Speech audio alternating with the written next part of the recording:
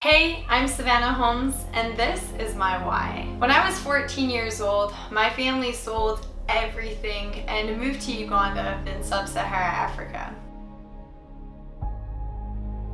What was supposed to be 6 months to a year ended up being a 5-year journey that completely changed my life and shaped who I am today. I think when you're exposed to that degree of suffering at such a young and vulnerable age, you don't approach poverty with the same logistics. You don't look at the numbers and the statistics and deny yourself the opportunity to help because of the magnitude of the problem. You simply see someone who's suffering, see an ability or an asset that you have, and that's what you give. It's something that's always stuck very close to my heart. I have a wonderful, amazing family.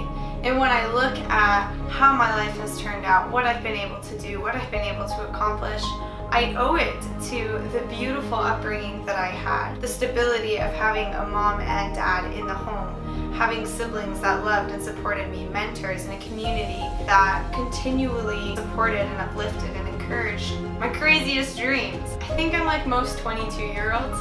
I feel pretty young and insignificant in this world.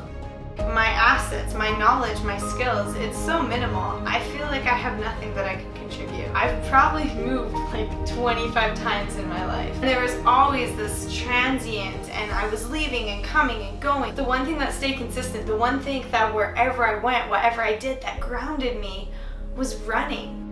So here I was in Canada, getting frustrated with my lack of ability to help the people that have played such an important part in my life, who left such a profound impact that I can't really do anything for the rest of my life without this little voice in my head saying, what about them? Who's looking out for them? I thought about my passion for running, and I thought, what if I could combine that, something that I'm able to do, with helping the people I love most? And I think when we can form a catalyst between what we love and those we love, we really stand a chance at making a change in this world. I came home from running a half marathon and I decided I'm gonna run 500 kilometers. It's really funny because I think my mom responded how most people respond. She just was like actually vocal about it. Why 500? And why the heck are you going barefoot? I don't want this to be easy. I want this to be hard, and I do want it to hurt. There's no reason why I deserve the love and luxury of this life when there are others that are suffering to a degree that no human should ever endure.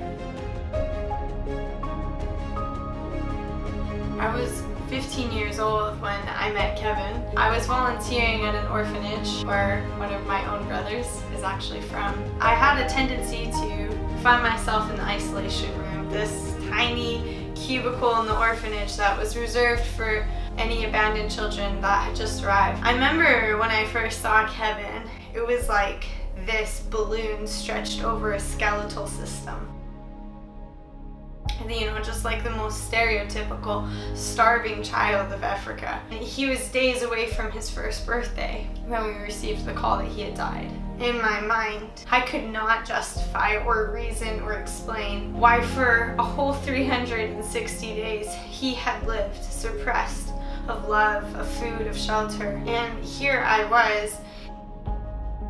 It didn't make sense, and it still doesn't to this day. So in hopes of bridging this completely unjustified, completely inexplainable gap between our lives and theirs, I'm running 500 kilometers barefoot.